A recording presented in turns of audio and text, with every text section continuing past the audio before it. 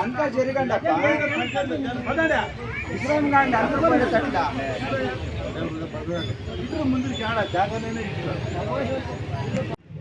మాకి మా పెద్దల కాలం నుండి మాకు విద్య లేదు, ఉద్యోగము లేదు. మేము అమాయక ప్రజలు, మాకు ఏమీనూ తెలీదు. మా తాతల ముత్యాల తాతగారి కాలం నుండి మేము భూమిని సంరక్షించుకొని మా పిల్ల పాపులకి పోషించుతున్నాము. అటువంటి భూములో ఈనాడు ప్రభుత్వం వారు మీరు మాకు భూమి ఇవ్వాలంటే ఇంక మాకు ఏమీ ఇతలేక ఇంకా ఆ భూములు పోగొట్టుకుంటే దాదాపు 4,500-600 మంది మా పంచాయతీలో ఉన్నారు.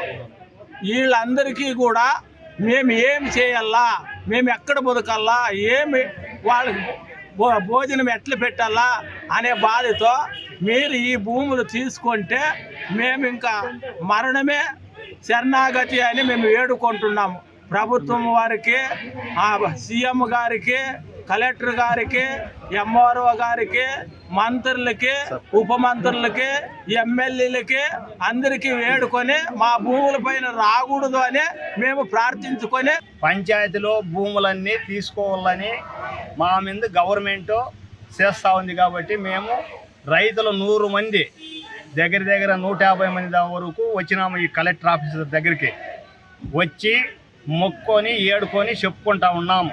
ఇంకా మా బిడ్డలు మా పాపలు కూడా ఆ భూమి తీసుకుంటే వెళ్ళిపోతుందనే మా బాధలతో వచ్చి చెప్పుకున్నాం కలెక్టర్ దగ్గర.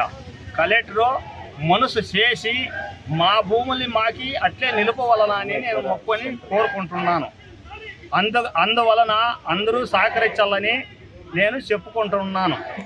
మా భూములు మాత్రం పోతే మా పిల్లులు పాపులు అంతా దిక్కులు బట్టి బజార్లు పాలైపోతారని మేము ఏడుకొని చెప్తా ఉన్నాము. అంతే. మండలం గౌడవనహల్లి పంచాయతీ పరిధిలో తురుకవాండ్లపల్లి, జమ్మానపల్లి, గౌడవనహల్లి గ్రామాల్లో దాదాపుగా మేము 800 ఎకరాల పొలాన్ని ఏపీఐఎస్సి భూములకి గత 20 ఏళ్ళ క్రితమే మేము పరిశ్రమల ఏర్పాటుకు భూములు ఇచ్చేసాము. మరి ఇంకా అరకొర చిన్న పరిశ్రమలు ఏర్పాటు చేయడానికి మాకు అతి తక్కువ భూమిని సేకరించడానికి మళ్ళీ ప్రభుత్వం వచ్చింది.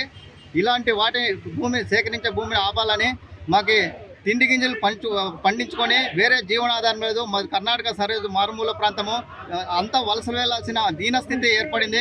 కాబట్టి కలెక్టర్ దృష్టికి ఈరోజు మేము దాదాపు 150 మంది రైతులు సొంత ఖర్చులతో ఇక్కడికి వచ్చి మేము వేడుకున్నాం, విన్నవించుకున్నాం. మా భూసేకరణను పూర్తిగా నిలిపివేయండి.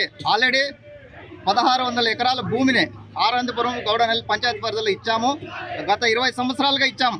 వాటిని అభివృద్ధి చేయలేకపోయినారు. ఇప్పుడు కూటమి ప్రభుత్వం అధికారంలోకి వచ్చింది కాబట్టి మాలాంటి నిరుపేద రైతుల మీద అతి తక్కువ భూమిని సేకరించకుండా ఆపాలని మా యొక్క ప్రాణత్యాగాలైనా చేస్తాం ఆ భూమిని సేకరిస్తే. కాబట్టి ప్రభుత్వం ఆలోచించే దృక్పథంతో చేసి మాకు పరిశ్రమలు ఏర్పాటు చేసి ఉన్నత విద్యావంతులకి అక్కడ ఉపాధి అవకాశాలు కల్పించాలని కోరుకుంటూ భూసేకరణ 800 కుటుంబాలు రోడ్డు పాలన పడే అవకాశం ఉంది. భూసేకరణ నిలపాలని కలెక్టర్ గారికి విన్నవించుకోవడం జరిగింది.